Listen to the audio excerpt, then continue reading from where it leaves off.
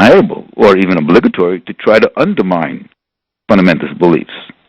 And my basic claim is when those beliefs are harmful, particularly to society or to others, or to the individual himself. Now, obviously, I'm assuming that I have some criteria of what's harmful and what's not, and then we get back to the philosophical question, which I'm not going to get into as I told you because I don't feel that I've formulated a full philosophical argument for the particular beliefs that I have as to what's moral or not. But assuming that a certain consensus in society that certain things, I think, murder, but not these. So if a fundamentalism is leading to murder, well, I may not be able to come up with a secular, humanistic, fundamental, philosophical, convincing rationale for why murder is wrong, but it's basically a consensus across almost every society and culture. So if a fundamentalist Christian or Muslim or Jew justifies murder in the name of their fundamentalist religious beliefs, I think it's extremely important to do what we can to undermine those beliefs. On the other hand, there are many fundamentalists themselves who are highly moral and highly ethical, and many fundamentalist beliefs that are very positive socially. So one has to decide what are the conditions or the circumstances in which it is important to try to undermine fundamentalist beliefs and when not, and what are the cost benefits in that enterprise. And the sequel to the book that I just wrote is going to be how can our understanding of the ways in which people acquire and maintain religious beliefs and the ways in which people give up religious beliefs and commitments, how could that knowledge be used in a more systematic way to try to undermine those fundamentalist religious beliefs which lead to antisocial behavior? Do you think the sum total of the Orthodox belief that the Torah is divine, that the sum moral total of this belief is positive or negative for the world? Overall, I would say positive. I don't know about for the world, because the Orthodox world doesn't have that much of an impact on the rest of the world. But overall, I would say that the Orthodox communities in which I was raised and to which I still belong, I'm a member of an Orthodox shul, although I daven in other shuls as well. And I don't adhere to Orthodox ideology or doctrines or dogmas, but I was raised in an Orthodox environment, and in many aspects of it I like. The communal, the values, the emphasis on the study, learning and thinking, etc. Although I don't think there's enough thinking going on in the Orthodox world nowadays. But there's a very long, strong intellectual tradition of analytic and critical and rational thinking. So I think overall, Orthodoxy has more positive than negative consequences, and I would like to either see. In fact, in the book, I think I have a section about what I call what can be appropriated from Orthodoxy by all Jews.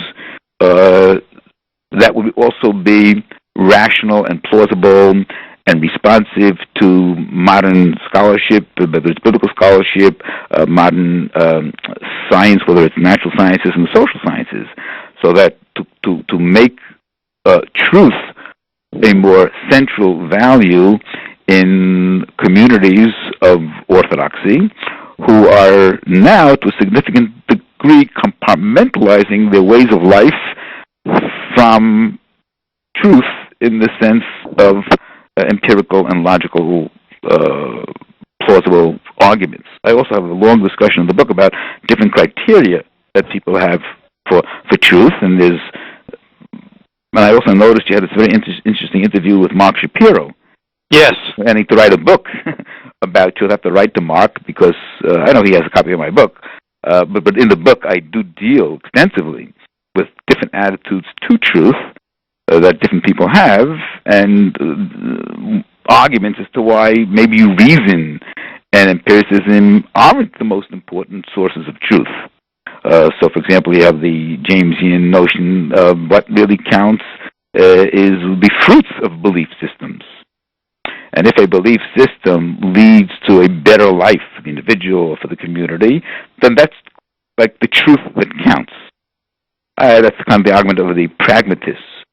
I'm not fully convinced by that, but getting back to your question, I think there are many, many positive things about Orthodoxy, but negative things as well.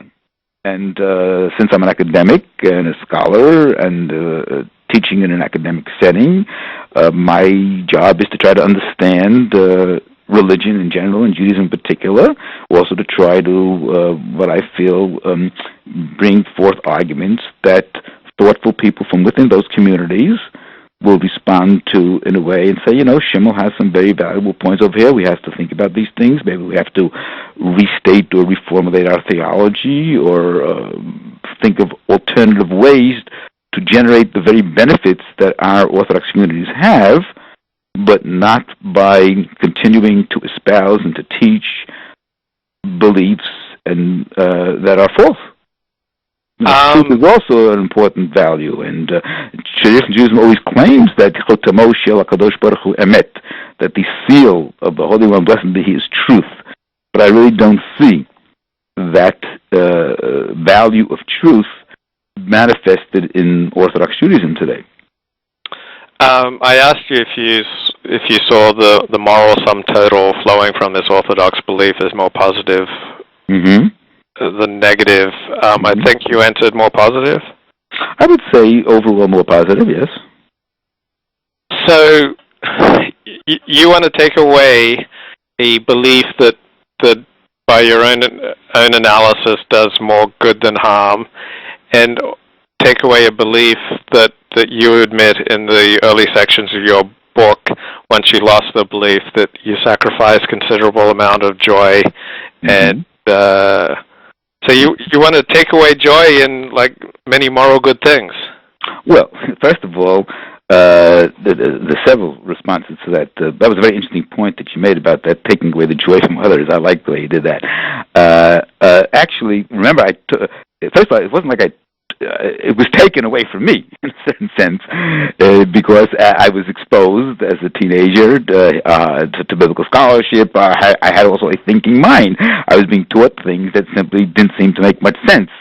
So, to the extent that I am an individual with, cognitive abilities, which were actually being cultivated by the fact that I was studying Talmud all the time, and I was told to think, and in general raised in an environment of modern Orthodoxy where you're told to think, and that Orthodoxy is compatible with secular studies and with philosophy, so you're actually either encouraged or allowed to study all these things. So what can I do? I mean, I studied these things. I studied Hume, and I studied biblical scholarship.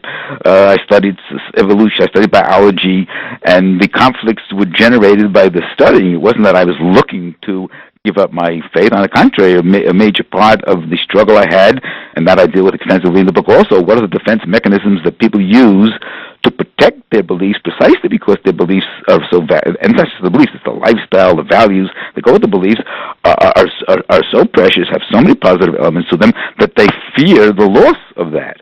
But it happened to me.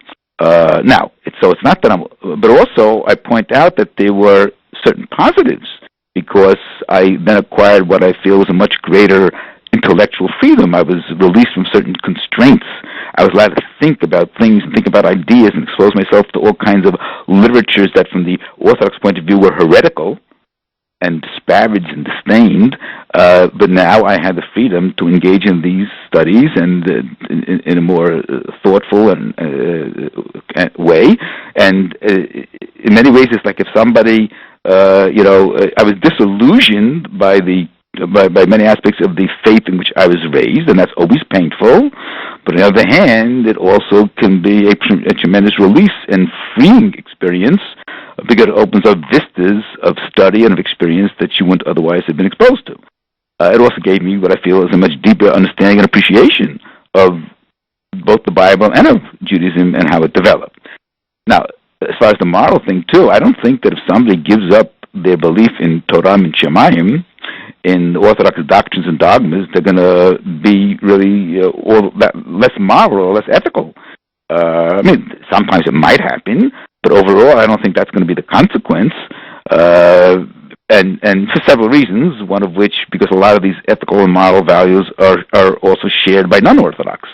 Also, once you've been socialized into a certain ethical and moral value system, it becomes so deeply embedded in you that even if certain doctrines or dogmas on which it is presumably based no longer are compelling, you don't suddenly become immoral or unethical. So I don't really think that, at least the people who I've encountered,